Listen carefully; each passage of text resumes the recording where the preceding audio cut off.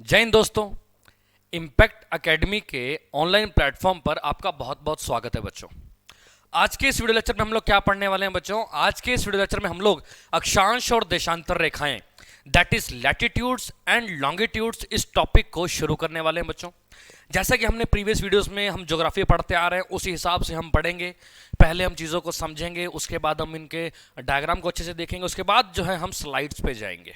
Clear है बच्चों? तो आइए अपना आज का जो टॉपिक है उसे शुरू करते हैं। और टॉपिक का नाम क्या है? अक्षांश और देशांतर रेखाएं that is latitudes and longitudes. बच्चों, अक्षांश और देशांतर रेखाओं की बात करें, सबने इस टॉपिक के बारे में पढ़ा है बचपन में, सब जानते हैं। लेकिन मुद्दा यह कि हमें रटा है चीज़ों को, हमें समझा नहीं हमने। तो हम पहले समझने वाले हैं। देखो बच्चों, अक्षांश और देशांतर, भैया अगर आप इस फोटो को ध्यान से देखिए तो आपको दिख जाएगा अक्षांश और देशांतर का मतलब क्या है। देखिए बच्चों, पृथ्वी ऐसी है भाई, पृथ्वी आपको दिख रही है, ये पृथ्वी है, राइट बच्चों। अब पृथ्वी के ऊपर कुछ एक जो है काल्पनिक रेखाएं खींची गई हैं, इमेजिनरी लाइंस खींची गई हैं। ठीक है बच्चों, जो लाइनें इस तरह से खींची गई हैं, इस तरह से, ये जो लाइनें हैं यहां पर आप देख सकते हो, ये वाली लाइनें, इनको तो हम बोलते हैं बच्चों अक्षांश रेखाएं। क्या बोलते हैं बच्चों? इनको हम बोलते हैं अक्षांश रेखाएं, और इंग्लिश में बोलते हैं बच्चों लैटिट्यूड। इंग्लिश में क्या बोलते हैं? तो इंग्लिश में बोलते हैं बच्चों लैटिट्यूड। ठीक है। अच्छा, जो लाइनें इस तरह से खींची गई हैं, अब ये पृथ्वी है, जो लाइनें इस तरह से खींची गई, ये वाली लाइनें, लॉन्ग लाइनें, लंबी लंबी लाइनें, लॉन्ग लाइनें, तो इनको हम क्या बोलते हैं? लॉन्गिट्यूड। हिंदी में क्या बोलेंगे? हिंदी में बोलते हैं बच्चों देशांतर रेखाएं। क्या बोलेंगे? देशांतर रेखाएं। समझ में आया? जो इस तरह से लाइनें हैं, लेटी हुई लाइनें, उन्हें हम कहेंगे लैटिट्यूड्स यानी कि अक्षांश रेखाएं। जो इस तरह से लाइनें हैं उन्हें हम कहेंगे लॉन्गिट्यूड्स यानी कि देशांतर रेखाएं। अब सवाल ये उठता है कि मास्टर जी हमने इनको खींचा क्यों है? अक्षांश और जो देशांतर रेखाएं हैं हमने इनको क्यों खींचा? क्या रीजन था? क्या जरूरत आन पड़ी भैया कि जो हमें अक्षांश और देशांतर रेखाओं को खींचना पड़ा? देखिए बच्चों, आप इस चीज को ऐसे समझो, इस डायग्राम में समझो एक बार। भाई हम लोग यहां पर बैठे हैं, मान लेते हैं हम लोग यहां पर हैं, ठीक है। अच्छा, हम लोग यहां पर हैं और यहां पर आपको मिसाइल फेंकनी है। भाई ये पृथ्वी है, हम लोग यहां पर बैठे हैं, आपको यहां पर मिसाइल फेंकनी है। अब मिसाइल को क्या पता कहां जाके गिरना है? आपने मिसाइल के कान में बोल दिया कि बहन ब्राजील में जाके गिर जाइयो, वो कहती ठीक है भैया। आपने मिसाइल लॉन्च कर दी, मिसाइल गई गई गई गई गई, रास्ते में भटक गई और पाकिस्तान में आकर गिर गई। तो यानी कि हमारे पास अगर कोई टारगेट है तो हमारे पास उसकी कोई एग्जैक्ट लोकेशन नहीं थी, पहले एग्जैक्ट लोकेशन नहीं थी। हम कैसे बता सकते थे कि भैया हम पृथ्वी पर यहां पर बैठे हैं, या इम्पैक्ट एकेडमी जब फलानी पृथ्वी में फलानी जगह है, कहां पर है? पृथ्वी गोल है, कैसे बताओगे? क्या जी ऊपर की तरफ, हल्का सा इस तरफ? नहीं बता सकते ना। तो इसीलिए हमने क्या किया, हमने जो है काल्पनिक रेखाएं खींची बच्चों। काल्पनिक रेखाएं, जो लाइनें इस तरह से खींची गई उन्हें हम क्या कहते हैं? उन्हें हम कहते हैं अक्षांश रेखाएं, राइट। जो लाइनें इस तरह से खींची गई उन्हें हम क्या कहते हैं? तो उन्हें हम कहते हैं बच्चों देशांतर रेखाएं यानी कि लॉन्गिट्यूड्स। क्लियर है बच्चों? अब हर एक अक्षांश, अगर आप ध्यान से देखेंगे यहां पर आपको व्हाइट व्हाइट लाइनें दिख रही होंगी, हर एक अक्षांश हर एक देशांतर को किसी ना किसी डिग्री पर काटती है। हर एक अक्षांश, हर एक देशांतर किसी न किसी को, एक दूसरे को डिग्री पर काटती है। अब जैसे आप ऐसे समझ सकते हो, हम लोग यहां पर बैठे हैं और यहां पर अगर मिसाइल फेंकनी है ना, तो अब हम मिसाइल का मुंह किसी भी तरफ करके उस मिसाइल को छोड़ दें, हमें बस उस मिसाइल के अंदर प्रोग्रामिंग करनी है कि फलानी अक्षांश और फलानी देशांतर, फलानी अक्षांश और फलानी देशांतर जहां पर मिलती है ना, तुझे वहां जाके गिरना है। वो कहेगी ठीक है जी, वहीं जाके गिरूंगी। समझ रहे हो? आंधी तूफान कुछ भी आए, लास्ट में वो मिसाइल वहीं जाकर ही गिरेगी। तो बच्चों कहने का मतलब क्या है? कहने का मतलब यह है, अगर आपसे पेपर में पूछा जाए, वैसे पेपर में तो नहीं पूछा था, जनरली आपसे पूछ लिया जाए कि अक्षांश और देशांतर रेखाएं लैटिट्यूड्स एंड लॉन्गिट्यूड जो हैं उन्हें क्यों खींचा गया, कारण क्या है, तो बच्चों उनको खींचने के पीछे कारण सिर्फ एक ही है, ताकि हम किसी भी चीज की एग्जैक्ट लोकेशन निकाल सके। क्या निकाल सके बच्चों? एग्जैक्ट लोकेशन, कि वो चीज धरती में कहां पर है। आप लोगों ने बच्चों गूगल मैप का यूज किया होगा, गूगल मैप का यूज किया होगा ना। कहीं पर भी आप नई जगह जाते हैं तो आप सर्च कर लेते हैं, ठीक है, फिर आप बस गूगल मैप ऑन किया, डायरेक्शन दिखाता रहता है, 100 मीटर राइट जाइए, उसके बाद लेफ्ट मुड़ेंगे, उसके बाद 10 किलोमीटर सीधा जाना है, फिर 5 किलोमीटर लेफ्ट मुड़ जाइए, इस तरह से। तो वो सब कैसे पॉसिबल है बच्चों? वो अक्षांश और देशांतर रेखाओं की वजह से ही पॉसिबल है। तो सिंपल सी बात बच्चों, अक्षांश और देशांतर रेखाएं खींचने के पीछे पर्सपेक्टिव क्या है? तो सिंपल सा पर्सपेक्टिव बच्चों ये है कि भैया अक्षांश और देशांतर रेखाएं हमें क्या बताती हैं? एग्जैक्ट लोकेशन बताती हैं। आप अभी कहां पर बैठे हैं, कितनी डिग्री पर बैठे हैं, कितनी डिग्री अक्षांश और कितनी डिग्री देशांतर पर बैठे हैं, आप गूगल बाबा से पूछे, वो आपको बताएंगे आप इतने डिग्री अक्षांश और इतने डिग्री देशांतर पर बैठे हैं। समझ रहे हो? तो इनको क्यों खींचा गया? तो किसी भी चीज की एग्जैक्ट लोकेशन निकालने के लिए इन्हें खींचा गया है। ठीक है बच्चों, चलिए। तो बच्चों ये जो वीडियो लेक्चर रहेगा यहां पर तो हम पढ़ेंगे सिर्फ और सिर्फ अक्षांश रेखाओं के बारे में, लैटिट्यूड्स के बारे में पढ़ेंगे, और जो नेक्स्ट वीडियो लेक्चर रहेगा बच्चों वहां पर हम पढ़ेंगे लॉन्गिट्यूड्स के बारे में, यानी कि देशांतर रेखाओं के बारे में। तो यहां पर हम पढ़ेंगे अक्षांश रेखाओं के बारे में और नेक्स्ट वीडियो लेक्चर में हम पढ़ेंगे देशांतर रेखाओं के बारे में। तो चलिए अक्षांश रेखाओं को समझना शुरू करते हैं भाई, एज यूजुअल। चलो भाई, सबसे पहले मैं एक पृथ्वी बना लूं भाई। ये है पृथ्वी, ठीक, ये आगे भाई पृथ्वी। अब पृथ्वी को हम लैटिट्यूड पढ़ने वाले हैं, इस सरल लाइन है, ठीक है। पृथ्वी को दो बराबर भागों में जो रेखा बांटती है बच्चों, पृथ्वी को दो बराबर भागों में जो रेखा बांटती है वो यहां पर बना दी मैंने। और बच्चों पृथ्वी को दो बराबर भागों में जो रेखा बांटती है इसको बोलते हैं 0 डिग्री अक्षांश। क्या बोलते हैं? 0 डिग्री अक्षांश, 0 डिग्री लैटिट्यूड। इसी का दूसरा नाम है बच्चों भूमध्य रेखा। क्या नाम है? भूमध्य रेखा। इसी का दूसरा नाम है बच्चों विषुवत रेखा। इसको विषुवत रेखा भी कहते हैं, भूमध्य रेखा, विषुवत रेखा या 0 डिग्री अक्षांश। और इंग्लिश में बच्चों इसको बोलते हैं इक्वेटर। क्या बोलते हैं? इक्वेटर। तो पहला सवाल क्या बन गया? पहला सवाल बना बच्चों, पृथ्वी को दो बराबर भागों में बांटने वाली रेखा का नाम बताइए।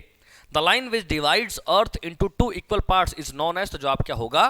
भूमध्य रेखा, विषुवत रेखा या इक्वेटर। ठीक है बच्चों, चलिए। अब बच्चों ये जो ऊपर वाला हिस्सा है, ऊपर वाले भाग को कहा जाता है बच्चों उत्तरी गोलार्ध। ऊपर वाले को क्या कहा जाता है? उत्तरी गोलार्ध, यानी कि नॉर्दर्न हेमिस्फेयर, यानी कि नॉर्दर्न हेमिस्फेयर। नीचे वाले को क्या कहते हैं बच्चों?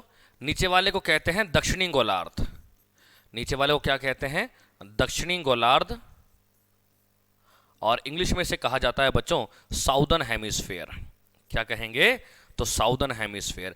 तो एक और सवाल बन गया भाई पेपर में, एक और सवाल बन गया पेपर के पॉइंट ऑफ व्यू से कि भैया उत्तरी गोलार्ध को दक्षिणी गोलार्ध से कौन सी रेखा अलग करती है? Which line separates northern hemisphere from southern hemisphere? तो जवाब क्या होगा भैया? तो 0 डिग्री अक्षांश या भूमध्य रेखा। तो 2 क्वेश्चन बनते हैं इसके ऊपर। क्लियर है बच्चों? अब अगली इंपॉर्टेंट चीज भाई हमने क्या किया है, हर डिग्री पर हमने अक्षांश रेखा खींच रखी है। अब देखो एक लाइन यहां पर आपको ऐसे में देखने को मिलेगी, जस्ट अ मिनट। हाँ, एक लाइन आपको यहां पर ऐसे देखने को मिलेगी, ये आ गई 1 डिग्री नॉर्थ। नॉर्थ क्यों लिखा भाई? क्योंकि उत्तर की ओर है। सिमिलरली यहां पर क्या हो जाएगा? 1 डिग्री साउथ। ऊपर क्या होगा? 2 डिग्री नॉर्थ। नीचे क्या हो जाएगा? 2 डिग्री साउथ। ऐसे ही 3 4 5 6 7 8 9 करते करते लास्ट जो पॉइंट है बच्चों ये है 90 डिग्री नॉर्थ। वैसे ही 1 2 3 4 5 करते करते लास्ट जो पॉइंट है बच्चों ये क्या है? तो ये है भैया 90 डिग्री साउथ। 90 डिग्री नॉर्थ में जो पॉइंट है बच्चों, 90 डिग्री उत्तर में जो पॉइंट है, इसको कहा जाता है उत्तरी गोलार्ध। क्या कहेंगे बच्चों? उत्तरी गोलार्ध कहेंगे, जिसे इंग्लिश में बोलते हैं नॉर्थ पोल। सिमिलरली ये क्या हो जाएगा भाई? 90 डिग्री साउथ वाला ये क्या हो जाएगा? ये होता है बच्चों दक्षिणी गोलार्ध। सॉरी, दक्षिणी गोलार्ध लिख दिया क्या मैंने? उत्तरी ध्रुव आएगा भाई। सॉरी, हिंदी में कई बार कंफ्यूजन हो जाती है। उत्तरी ध्रुव। और ये क्या हो जाएगा भाई?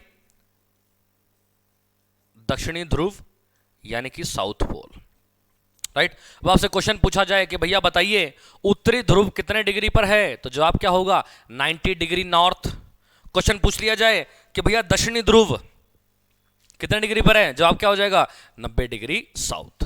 क्लियर है? इतनी बात समझ में आ गई। चलिए अगला इंपॉर्टेंट क्वेश्चन क्या बनता है भाई? अगला इंपॉर्टेंट क्वेश्चन बनता है कि भैया कुल अक्षांश रेखाएं कितनी होंगी यहां पर? ठीक है, मैं नेक्स्ट पेज पे यहां पे लिख देता हूं। ठीक है, क्वेश्चन पूछेगा कुल अक्षांश रेखाएं, कुल अक्षांश रेखाएं यानी कि टोटल लैटिट्यूड्स लाइंस कितनी है भाई? जरा देखो क्या बनेगा भाई। 1 2 3 4 5 6 7 8 9 करते करते लास्ट कहां तक जाएगा 90।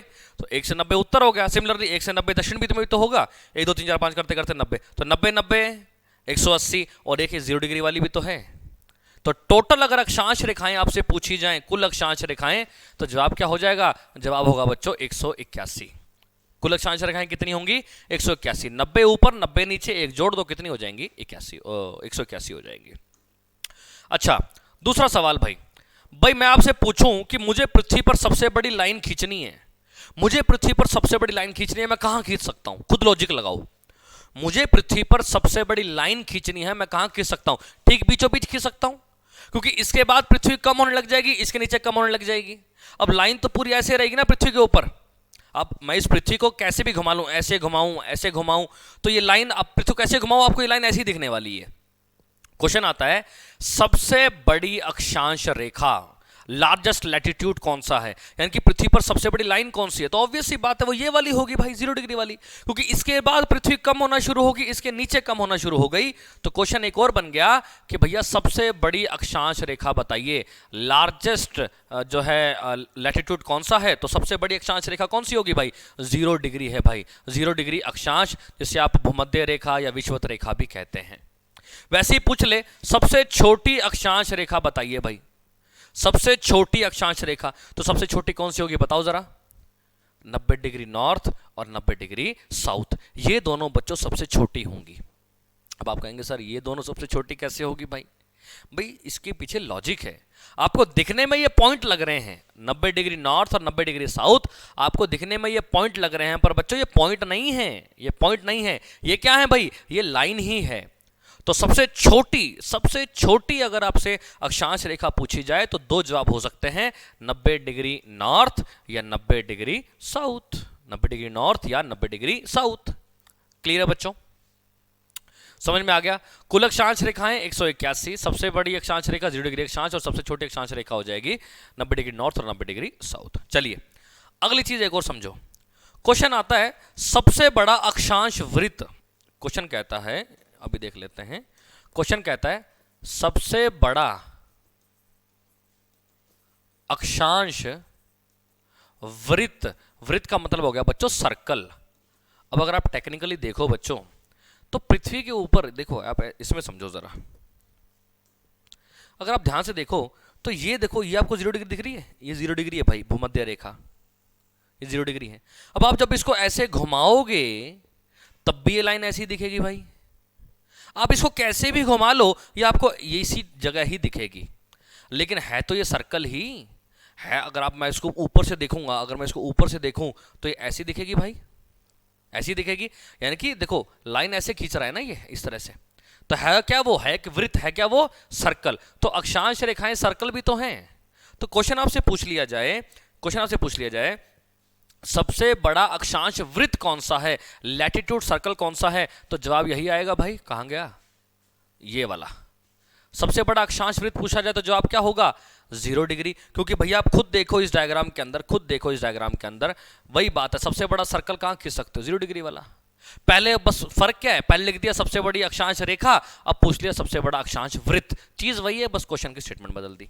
ठीक है, उसके बाद एक और सवाल, यहां पर हमने लिखा कुल अक्षांश रेखाएं, कुल अक्षांश रेखाएं, टोटल लैटिट्यूड लाइंस कितनी थी? 181। वैसे अगर क्वेश्चन पूछ लिया जाए कुल अक्षांश वृत्त कितने हैं भाई, कुल लैटिट्यूड सर्कल्स कितने हैं भाई?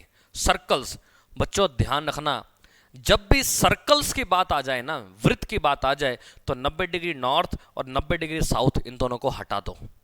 टोटल कितनी थी? 181, ये दो माइनस कर दोगे तो जवाब आएगा 179। तो कुल अक्षांश वृत्त होंगे 179। अब आप कहेंगे सर ये कैसे है?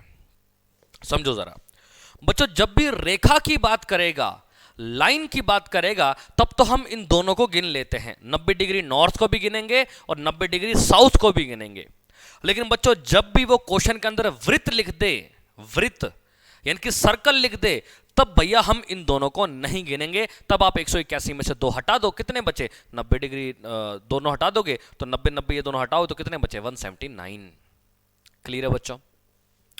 अब एक और क्वेश्चन कहेगा सबसे छोटा अक्षांश वृत्त बताइए भाई क्या होगा? सबसे छोटा अक्षांश वृत्त क्या होगा? अब यहां पर सबसे छोटी अक्षांश रेखा क्या थी? 90 डिग्री नॉर्थ और 90 डिग्री साउथ। वैसे ही कह रहे हैं सबसे छोटा अक्षांश वृत्त बताओ, लैटिट्यूड सर्कल क्या होगा? तो क्या 90 डिग्री नॉर्थ और 90 डिग्री साउथ होगा इसके अंदर? नहीं, ये तो हमें गिनना ही नहीं है। अभी मैंने बताया वृत्त की बात आएगी तो हम इन दोनों का नाम वैसे ही काट देंगे। अब 90 डिग्री से पहले, 90 डिग्री से पहले सबसे छोटा कौन सा है? सबको पता है भाई, 89 आएगा। 90 डिग्री से पहले कौन सा है? 89। तो 89 degree north and 89 degree south दोनों आएंगे। दोनों क्यों आएंगे भैया? आप ऐसे समझो, आप ऐसे समझो, जो लेंथ इसकी होगी वही लेंथ इसकी भी तो होगी, ये बराबर है। जो इसकी होगी वही इसकी होगी। सिमिलरली जितनी 90 डिग्री नॉर्थ की लंबाई होगी उतनी 90 डिग्री साउथ की, जितनी 89 नॉर्थ की होगी उतनी 89 साउथ की होगी। क्लियर है? तो ये तो बराबर ही रहने वाले हैं। वही चीज यहां पर है। तो यहां पर बच्चों अभी तक 6 क्वेश्चन सामने बोर्ड पे हैं। 6 क्वेश्चन कौन कौन से? भैया कुल अक्षांश रेखाएं कितनी हैं? तो भैया 181 हैं। पता लग गया। दोनों को गिनेंगे भाई। सबसे बड़ी अक्षांश रेखा 0 डिग्री अक्षांश भूमध्य रेखा या विषुवत रेखा। सबसे छोटी अक्षांश रेखा, सबसे छोटी 90 डिग्री नॉर्थ या 90 डिग्री साउथ।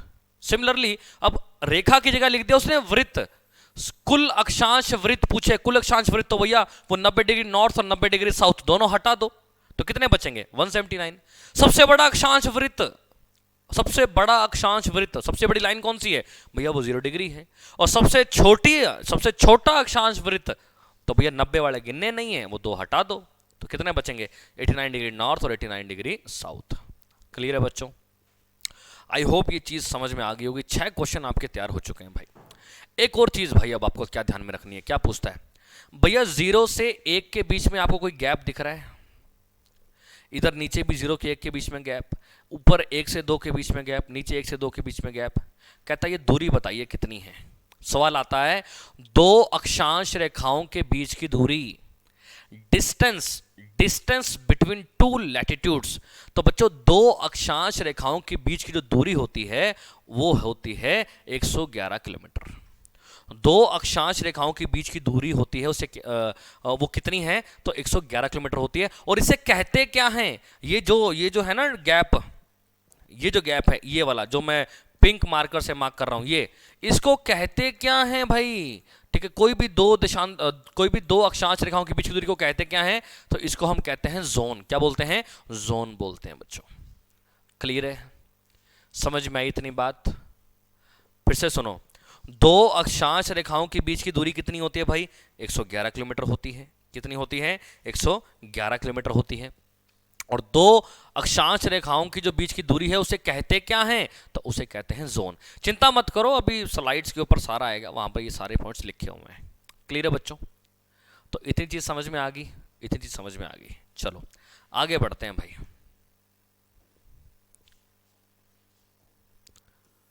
मैंने ये पृथ्वी बना दी भाई, ठीक है। अच्छा, ये आ गई 0 डिग्री, ये आ गई 0 डिग्री। बच्चों कुछ एक अक्षांश रेखाएं हैं, कुछ एक अक्षांश रेखाएं हैं, कुछ एक लैटिट्यूड्स हैं जो खास डिग्री पर ली गई हैं, कुछ खास डिग्री पर। जैसे 23.5 डिग्री उत्तर नॉर्थ पर, यहां पर जो अक्षांश रेखा ली गई है इसका नाम है बच्चों कर्क रेखा, यानी कि ट्रॉपिक ऑफ कैंसर। कर्क रेखा यानी कि ट्रॉपिक ऑफ कैंसर। उसके बाद यहां पर बच्चों 23.5 डिग्री साउथ, यहां पर ली गई है बच्चों मकर रेखा, यानी कि tropic of Capricorn, tropic of Capricorn, ठीक है। उसके बाद यहां पर 66.5 डिग्री नॉर्थ, यहां पर लिया गया है बच्चों आर्कटिक वृत्त। क्या लिया गया बोले तो? आर्कटिक वृत्त, आर्कटिक सर्कल।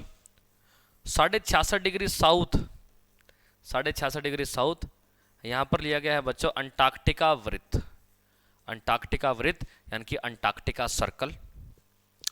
यहां पर 90 डिग्री नॉर्थ, यहां पर है बच्चों उत्तरी ध्रुव यानी कि नॉर्थ पोल। 90 डिग्री साउथ, यहां पर है बच्चों दक्षिणी ध्रुव यानी कि साउथ पोल। तो ये तो मैंने आपको बता ही दिया। अब क्वेश्चन या तो डायरेक्ट पूछेगा कर्क रेखा बताइए कितने डिग्री पर है, तो कर्क रेखा है बच्चों 23.5 डिग्री उत्तर। नॉर्थ साउथ लिखना बहुत जरूरी है भाई, क्योंकि दोनों जगह सेम सेम रकमें आएंगी। अच्छा मकर रेखा बताइए कितने डिग्री पर है, तो मकर रेखा है 23.5 डिग्री साउथ पे। आर्कटिक वृत्त बताइए कितने डिग्री पर है, आर्कटिक वृत्त 66.5 डिग्री नॉर्थ पे उत्तर पे। अंटार्कटिका कितने पे है, 66.5 डिग्री साउथ पे है। उत्तरी ध्रुव कितने डिग्री पर है, 90 डिग्री नॉर्थ पे। दक्षिणी ध्रुव 90 डिग्री साउथ पे। क्लियर है। अब सवाल ये बनता है कि सर ये जो कर्क रेखा है ये 23.5 डिग्री उत्तर पर ही क्यों ली गई? कर्क रेखा 23.5 डिग्री उत्तर पर ही क्यों ली? भैया 23 पे ले लेते, 24 पे ले लेते, 25 पे ले लेते, ये आधे डिग्री का क्या चक्कर है? इसके पीछे लॉजिक है बच्चों। आप लोगों ने हमेशा ये पढ़ा होगा कि जो पृथ्वी है, जो अर्थ है, वो 23.5 डिग्री अपने अक्ष पर झुकी हुई है। Earth is 23.5 degree inclined on its axis. मान लो पृथ्वी ये है तो आपको ऐसे दिखेगी वो टेढ़ी इस तरह से, और वो ऐसे क्या कर रही है, सूर्य के चारों ओर क्या कर रही है, वो चक्कर लगा रही है। अब जब पृथ्वी सूर्य के चारों ओर चक्कर लगा रही है, वो भी 23.5 डिग्री टेढ़ी है, तो जो बच्चों जो सूर्य है ना, जो सन है, जो सूर्य है, जो सन है, सूर्य पूरा साल 23.5 डिग्री उत्तर से लेकर 23.5 डिग्री दक्षिण के बीच में ही रहता है भाई। सूर्य पूरा साल 23.5 डिग्री उत्तर से लेकर 23.5 डिग्री दक्षिण के बीच में ही रहता है, कभी भी इसके ऊपर नहीं जाता, ना कभी इसके नीचे आएगा। हालांकि सूर्य तो अपनी जगह पर ही है और पृथ्वी सूर्य के चारों ओर चक्कर लगा रही है, लेकिन पृथ्वी लगाएगी चक्कर इस हिसाब से कि सूर्य पूरा साल 23.5 डिग्री उत्तर से लेके 23.5 डिग्री दक्षिण के बीच में ही रहेगा। और इस चीज को ध्यान से समझना, क्योंकि एक दो लेक्चर के बाद ये चीज सामने आएगी दोबारा से कि सूर्य पूरा साल किसके बीच में रहता है, तो 23.5 डिग्री उत्तर से लेकर 23.5 डिग्री दक्षिण के बीच में रहता है। अब इसके बीच में रहेगा तो इसका क्या क्या प्रभाव पड़ता है यह मैं बताऊंगा आपको एक टॉपिक के अंदर, ठीक है। तो इस चीज को नोट कर लेना, सूर्य पूरा साल 23.5 डिग्री उत्तर से 23.5 डिग्री दक्षिण के बीच में रहता है। क्लियर है। यही कारण है कि भैया हमने कर्क रेखा 23.5 डिग्री उत्तर पर ली और मकर रेखा 23.5 डिग्री दक्षिण पे ली। अगर सूर्य ऊपर 25 डिग्री तक जाता तो भैया कर्क रेखा 25 पे हो रही होती, सूर्य नीचे 50 डिग्री तक आता तो मकर रेखा 50 पे होती। अपने का क्या दिक्कत थी? ये चीज समझ में आ गई कि भैया कर्क रेखा मकर रेखा 23.5 डिग्री पर ही क्यों है, क्या रीजन है इसके पीछे। चलिए अब एक और चीज समझो भाई। सिंपल सी बात है, सूरज की किरणों से गर्मी आती है, सूर्य की किरणों से गर्मी आती है। अब आप लोगों ने खेत में पानी लगाया होगा, जिन्होंने पानी नहीं लगाया तो उन्होंने कभी बैटरी जरूर देखी होगी। भाई जब भी आप बैटरी को ऑन करते हो, कभी आप जो खेत में पानी लगाएं वो इस चीज को जल्दी समझेंगे, जब भी आप रात को बैटरी ऑन करोगे तो ठीक 90 डिग्री पे सूरज की रोशनी सबसे ज्यादा जाएगी, मतलब उस बैटरी की जो लाइट है वो सबसे ज्यादा जाएगी ठीक 90 डिग्री पे, और जैसे जैसे वो फैलती जाएगी लाइट, उसकी रोशनी कम होती जाएगी। समझ में आया? सिमिलरली यहां पर ये जो सूर्य है, इस सूरज को मान लेते हैं ये बैटरी है भाई, टॉर्च है ये। जो आपने इसको ऑन किया, जैसे ही इसको ऑन करोगे तो ऑब्वियस सी बात है बच्चों, ये जो एरिया है इतना, यहां पर सूरज की रोशनी सबसे ज्यादा जाएगी, क्योंकि सूर्य पूरा साल इसी के बीच में रहता है। जब सूरज की रोशनी यहां पर सबसे ज्यादा जाएगी तो ऑब्वियस सी बात है ये क्षेत्र सबसे गर्म होगा, सबसे ज्यादा गर्म होगा। क्यों? क्योंकि यहां पर पूरा देखो सूर्य पूरा साल इसी के बीच में है, तो ऑब्वियस सी बात है ये जितना भी जो एरिया है, ये जो मैं ग्रीन मार्कर से मार्क कर रहा हूं, जितना भी जो एरिया है यहां पर पूरा साल क्या रहेगी, गर्मी रहेगी। क्यों गर्मी रहेगी? क्योंकि भैया सूर्य की किरणों से गर्मी आ रही है और यहां पर गर्मी रहेगी, इसलिए इस क्षेत्र को कहा जाता है उष्ण कटिबंधीय क्षेत्र। क्या कहा जाता है? उष्ण कटिबंधीय क्षेत्र। इंग्लिश में बोलते हैं बच्चों ट्रॉपिकल जोन। क्या बोलते हैं भाई? ट्रॉपिकल जोन बोलते हैं। सवाल बन गया एक और, यहां पे क्वेश्चन पूछेगा पृथ्वी का सबसे गर्म क्षेत्र बताइए, अर्थ हॉटेस्ट रीजन। पृथ्वी का सबसे गर्म क्षेत्र कौन सा है? तो पृथ्वी का सबसे गर्म क्षेत्र है बच्चों उष्ण कटिबंधीय क्षेत्र, यानी कि ट्रॉपिकल जोन। या क्वेश्चन कहेगा उष्ण कटिबंधीय क्षेत्र किन दो रेखाओं के बीच में है? तो ऑप्शन में आपको मिलेगा कर्क रेखा और मकर रेखा के बीच में। या फिर क्वेश्चन वही है कि भैया उष्ण कटिबंधीय क्षेत्र किन दो रेखाओं के बीच में है, पर ऑप्शन में आपको क्या दे देगा? 23.5 डिग्री उत्तर से लेकर 23.5 डिग्री दक्षिण के बीच में है। सिंपल है, समझ रहे हो ना लॉजिक को? क्वेश्चन वो कुछ भी बना सकता है, क्वेश्चन वो कुछ भी बना सकता है, बस आपको क्या करना है, आपको जो है थोड़ा सा समझना है। ठीक है बच्चों, क्लियर है ना? कोई दिक्कत तो नहीं है इसके अंदर? अच्छा, कई बार क्या होता है बच्चों, उष्ण कटिबंधीय जो क्षेत्र है ना, उष्ण कटिबंधीय क्षेत्र, इसको जो है ट्रॉपिकल जोन बोलते हैं। ठीक है, और ट्रॉपिकल की जगह कई बार यहाँ पे टॉरिड भी लिख देता है। क्या लिख देता है? टॉरिड। ये भी ध्यान रखना, ट्रॉपिकल जोन या टॉरिड जोन बोल दे, इंग्लिश मीडियम वालों को बता देता हूं तो कंफ्यूज मत होना, चीज एक ही है, ट्रॉपिकल जोन या टॉरिड जोन। ठीक है, अच्छा अब वो बैटरी वाली बात है, बैटरी वाली बात है। यहां पर अगर रोशनी सबसे ज्यादा है, सूरज की किरणें सबसे ज्यादा जाएंगी, तो ये जो एरिया है यहां पर उससे उससे कम जाएंगी रोशनी, राइट। ये जो मैं ब्लू मार्कर से मार्क कर देता हूं, ये वाला एरिया, यहां पर रोशनी इसके मुकाबले कम जाएगी। तो इसलिए ये जो एरिया है बच्चों, ये वाला जो मैं ब्लू मार्कर से मार्क कर रहा हूं, ये वाला एरिया, यहां पर सूरज की किरणें आती हैं लेकिन उष्णकटिबंधीय से कम आती हैं। इसलिए यहां पर जो ब्लू मार्कर से मैंने मार्क किया, यहां पर गर्मियों के टाइम पे गर्मी और सर्दियों के टाइम पे सर्दी पड़ती है भाई। ये जो बीच वाला एरिया है, यहां पर तो पूरा साल गर्मी रहती है, यहां पर पूरा साल क्या रहेगी, गर्मी रहेगी। लेकिन इसके बाद क्या होगा, गर्मियों के टाइम पे गर्मी और सर्दियों के टाइम पे क्या रहेगी, सर्दी रहेगी। और इसको बोलते हैं बच्चों टेम्परेट जोन। क्या बोलेंगे, टेम्परेट जोन बोलते हैं बच्चों। ये भी टेम्परेट जोन, ये भी टेम्परेट जोन, टेम्परेट जोन बोलते हैं बच्चों। हिंदी में क्या कहेंगे, शीतोष्ण क्षेत्र। इसको भी क्या बोलेंगे, शीतोष्ण क्षेत्र।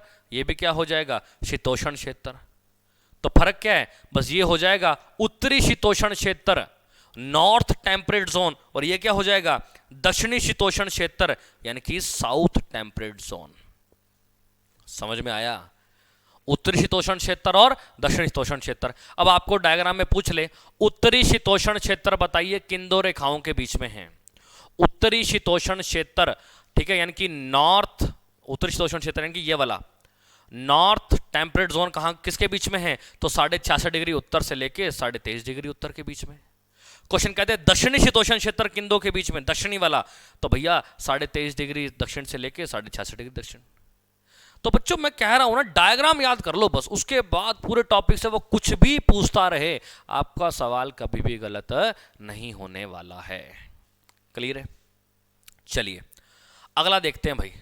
अब ये जो एरिया है भाई, ये वाला लाइट ब्लू से मैं जो मार्क कर रहा हूं, ये वाला एरिया, यहां पर तो सूरज की किरणें नामात्र पहुंचेंगी, यहां पर सबसे ज्यादा, फिर उससे कम, और यहां पर सबसे कम। जब यहां पर सूर्य की किरणें नामात्र पहुंचेंगी तो ऑब्वियस सी बात है, यहां पर पूरा साल क्या रहेगा, यहां पर पूरा साल रहती है बच्चों बर्फबारी। ये वही एरिया, यहां पर अंटार्कटिका वगैरह, ऊपर आर्कटिक वगैरह, तो यहां पर बच्चों पूरा साल रहती है बर्फबारी। इसीलिए इस वाले क्षेत्र को कहते हैं फ्रिजिड जोन, यानी कि उदासीन क्षेत्र। और इसको भी क्या कहेंगे, इसको भी कहते हैं फ्रिजिड जोन।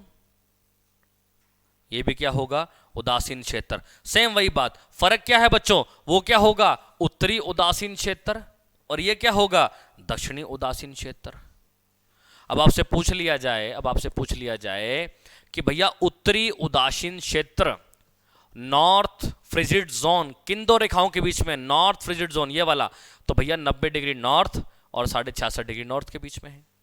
दक्षिणी जो है शीतोष्ण क्षेत्र किन दो के बीच में, दक्षिणी शीतोष्ण क्षेत्र, ठीक है, साउथ फ्रिजिड जोन, ठीक है, तो ये किसके बीच में आएगा, 66.5 डिग्री साउथ और 90 डिग्री साउथ के बीच में।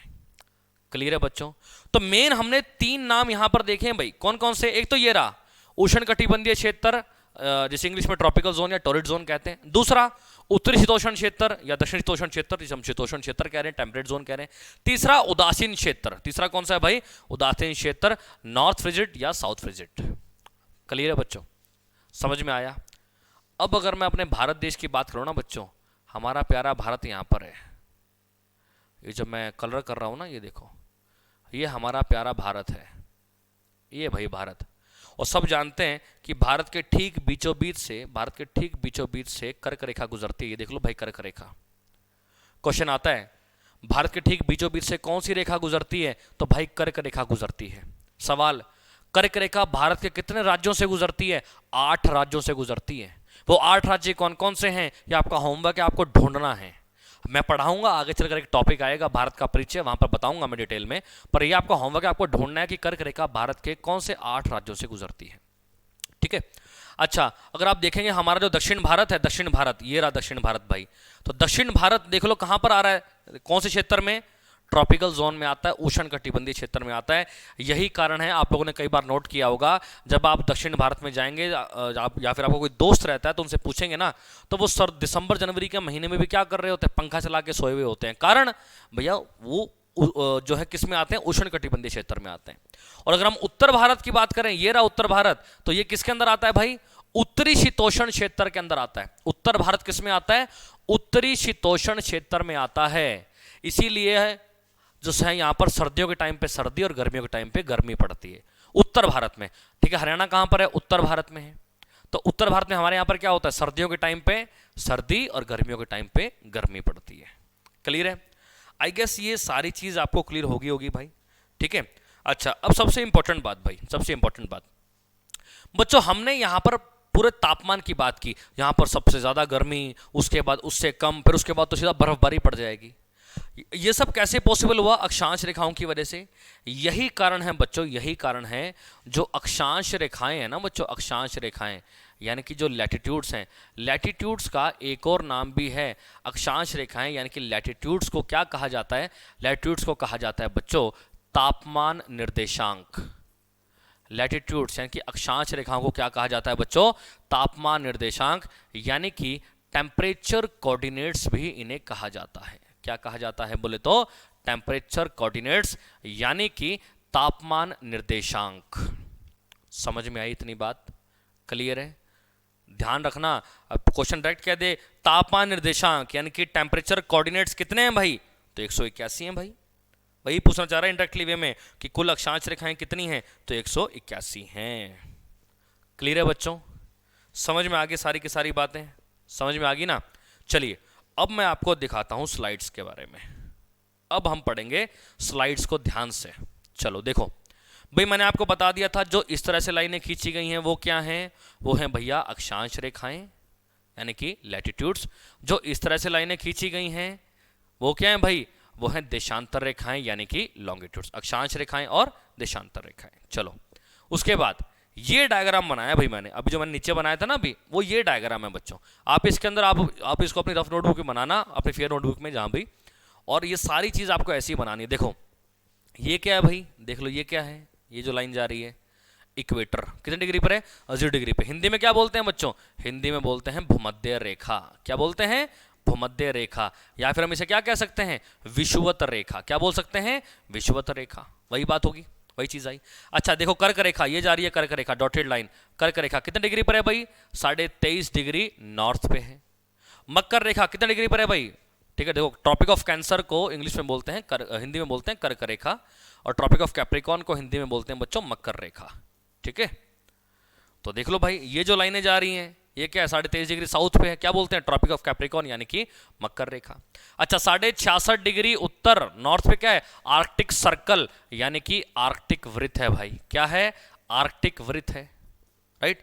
और 66.5 डिग्री दक्षिण, 66.5 डिग्री दक्षिण पे क्या है? अंटार्कटिका सर्कल यानी कि अंटार्कटिका वृत्त, यानी कि क्या है? अंटार्कटिका वृत्त है भाई। समझ में आई इतनी बात? क्लियर है? समझ में आ रहा ना? इक्वेटर कितने पर है, कर्क रेखा कितने पर है, मकर कितने पे है, आर्कटिक सर्कल और अंटार्कटिका सर्कल। तो ये सारी बातें आपको समझ में आई गई होंगी। अच्छा फिर हमने क्या देखा? आगे की कहानी बताता हूं। फिर हमने क्या देखा भाई? देखो जरा आगे हमने क्या पढ़ा। हमने पढ़ा कि सूर्य पूरा साल कर्क रेखा और मकर रेखा के बीच में रहता है। Sun is always between tropic of cancer and tropic of Capricorn. तो ये जो एरिया है जो मैं येलो कलर से मार्क कर रहा हूं, ये पृथ्वी का सबसे गर्म क्षेत्र है भाई। ये पृथ्वी का सबसे गर्म क्षेत्र है, और इसको हम क्या बोलते हैं? इसको हम बोलते हैं उष्ण कटिबंधीय क्षेत्र। क्या बोलते हैं? उष्ण कटिबंधीय क्षेत्र, यानी कि ट्रॉपिकल जोन, या बोल सकते हो टॉरिड जोन, राइट। अच्छा उसके बाद जैसे ही हम हल्का सा ऊपर जाएंगे, ठीक है, यानी कि कर्क रेखा से लेकर, ओहो ये तो मार्कर ही गलत सिलेक्ट हो गया यहाँ पे, ठीक है, यानी कि कर्क रेखा से लेकर ये 66.5 डिग्री नॉर्थ, ये वाला एरिया, ये यहां पर गर्मी तो होगी लेकिन उष्ण कटिबंधीय क्षेत्र के मुकाबले। सिमिलरली यहां पर भी वही था, यहां पर भी यही था, यहां पर गर्मी तो होगी लेकिन उष्ण कटिबंधीय क्षेत्र के मुकाबले। और भैया इसको हम क्या कहते हैं? इनको हम क्या बोलते हैं? तो इनको हम बोलते हैं बच्चों शीतोष्ण क्षेत्र। क्या बोलते हैं? शीतोष्ण क्षेत्र बोलते हैं। इसको भी क्या बोलेंगे? शीतोष्ण क्षेत्र। हिंदी में क्या बोलते हैं? हिंदी में बोलते हैं टेम्परेट, इंग्लिश में क्या बोलते हैं? Temperate zone. बस फर्क क्या है? ये क्या हो जाएगा? उत्तरी शीतोष्ण क्षेत्र, और ये क्या हो जाएगा भाई? दक्षिणी शीतोष्ण क्षेत्र। राइट। और फिर मैंने आपको क्या बताया, फिर मैंने आपको बताया लास्ट का पॉइंट, लास्ट में क्या है भाई, ये जो मैं मार्क कर रहा हूं अब, ये वाला एरिया रेड कलर से जो मार्क कर रहा हूं, ये पूरा का पूरा एरिया, ये वाला और ये वाला, यहां पर तो सूर्य की किरणें नामात्र पहुंचती हैं, तो यहां पर पूरा साल क्या रहती है, बर्फबारी रहती है, और इसलिए इनको कहा जाता है उदासीन क्षेत्र। क्या बोलते हैं, उदासीन क्षेत्र। ये भी क्या हो जाएगा, उदासीन, यानी कि फ्रिजिड जोन। बस फर्क क्या है, ये होगा उत्तरी उदासीन क्षेत्र और ये क्या होगा, दक्षिणी उदासीन क्षेत्र। अब वो कौन सा किसके बीच में है, क्या नहीं, अब वो आप लोग बड़े इजीली बता पाएंगे। अब आपके लिए इसको बताना बड़ा इजी हो चुका है, राइट। तो आई होप ये पूरा का पूरा डायग्राम आपको समझ में आ गया होगा, राइट। अब देखिए ये सारे के सारे पॉइंट्स हमने पढ़े। कुल अक्षांश रेखाएं कितनी हैं, 181। पर क्वेश्चन का कुल अक्षांश वृत्त बताइए, सर्कल्स कितने हैं, 179। सबसे अच्छा 0 डिग्री अक्षांश पे क्या है, भूमध्य रेखा। 23.5 डिग्री उत्तर पे क्या है, कर्क रेखा। 23.5 डिग्री दक्षिण पे क्या है, मकर रेखा। 66.5 डिग्री उत्तर पे आर्कटिक सर्कल। 66 डिग्री दक्षिणी पे अंटार्कटिका सर्कल या अंटार्कटिका वृत्त, ठीक है। 90 डिग्री उत्तर पे उत्तरी ध्रुव, 90 डिग्री दक्षिण पे दक्षिणी ध्रुव। वही चीज तो है जो डायग्राम के अंदर है, तो वही चीज तो मैं आपको बार बार बता रहा हूं बच्चों। अगर आपको डायग्राम याद है, अगर आपको डायग्राम याद है, एग्जामिनर कितना ही क्वेश्चन क्यों ना घुमा ले, आपका जवाब कभी गलत नहीं हो सकता भाई, ठीक है। आगे देखते हैं भाई, ये सारे इंग्लिश में पॉइंट्स आगे वही के वही। अच्छा, सबसे बड़ा अक्षांश, सबसे बड़ी अक्षांश रेखा कौन सी है, भूमध्य रेखा है भाई, 0 डिग्री। और सबसे छोटा अक्षांश, सबसे छोटी अक्षांश रेखा, तो सबसे लास्ट वाले पॉइंट बताए थे कौन कौन से, 90 डिग्री नॉर्थ और 90 डिग्री साउथ। बिल्कुल सही तो है, उत्तरी ध्रुव और दक्षिण ध्रुव। अच्छा, वहीं कहते हैं सबसे बड़ा अक्षांश वृत्त बताओ। इधर क्या पूछा उसने, अक्षांश रेखा। इधर क्या पूछ रहा है, वृत्त। वृत्त माने सर्कल, लैटिट्यूड सर्कल कौन सा है सबसे बड़ा, वही जवाब हो जाएगा भाई, भूमध्य रेखा यानी कि 0 डिग्री। और वहीं कहते सबसे छोटा अक्षांश वृत्त बताइए, सबसे छोटा अक्षांश वृत्त। तो अब पता है कि 90 डिग्री वाले तो लेने नहीं है क्योंकि वो तो रेखा है। क्या लेंगे, वृत्त लेंगे, तो भैया एक एक घटा दो, 89 डिग्री नॉर्थ और 89 डिग्री साउथ हो जाएगा, ठीक है। अच्छा, क्वेश्चन आए, यहां पर एक पॉइंट लिखा नहीं है, क्वेश्चन पूछा जाए कुल अक्षांश वृत्त कितने भाई, कुल अक्षांश वृत्त, टोटल लैटिट्यूड सर्कल्स कितने, कुल अक्षांश वृत्त पूछेगा, तब जवाब होगा भाई 179। कितना होगा, 179, ठीक है, उसे आप ऐड कर लेना। अच्छा, अक्षांशों को तापमान निर्देशांक के नाम से भी जाना जाता है। मैंने बताया था, हम तापमान की बात कर रहे थे ना अभी, यहां पर इतनी गर्मी, वहां पर फिर उससे कम गर्मी, फिर बिल्कुल ही कम गर्मी। तो जो अक्षांश रेखाएं हैं, अक्षांश रेखाओं को तापमान निर्देशांक भी कहते हैं, टेम्परेचर कोऑर्डिनेट्स भी कहते हैं। अच्छा, दो अक्षांशों के बीच की दूरी, जो दो अक्षांश रेखाएं होती हैं उनके बीच की दूरी को क्या कहते हैं, डिस्टेंस बिटवीन टू लैटिट्यूड्स। मैंने बताया ना, ये 0 डिग्री है, ये 1 डिग्री 2 3, तो इन दोनों के जो बीच का जो गैप है, इसकी दूरी कितनी है, तो 111 किलोमीटर है भाई। कितनी है, 111 किलोमीटर। और दो अक्षांश रेखाओं की बीच की दूरी को कहते क्या है, तो कहते हैं भाई जोन। दो अक्षांश रेखाओं की बीच की दूरी को क्या कहते हैं, तो दो अक्षांश रेखाओं की बीच की दूरी को कहते हैं बच्चों जोन, राइट। अच्छा, सूर्य हमेशा 23.5 डिग्री उत्तर और 23.5 डिग्री दक्षिण के बीच में होता है। Earth is always sun is always between 23.5 degree north and 23.5 degree south. वही मैंने आपको बताया, यानी कि सूर्य पूरा साल कर्क रेखा और मकर रेखा के बीच में रहता है। नेक्स्ट हमने क्या देखा भाई, भूमध्य रेखा पृथ्वी को 2 बराबर भागों में बांटती है। बिल्कुल सही बात है, जो भूमध्य रेखा हमने शुरू में बनाई थी वो पृथ्वी को 2 बराबर भागों में बांटती है। भूमध्य रेखा उत्तरी गोलार्ध को दक्षिणी गोलार्ध से अलग करती है, ये भी बिल्कुल सही है। जो भूमध्य रेखा है, जो इक्वेटर है, वो नॉर्दर्न हेमिस्फीयर को साउदर्न हेमिस्फीयर से क्या करती है, अलग करती है।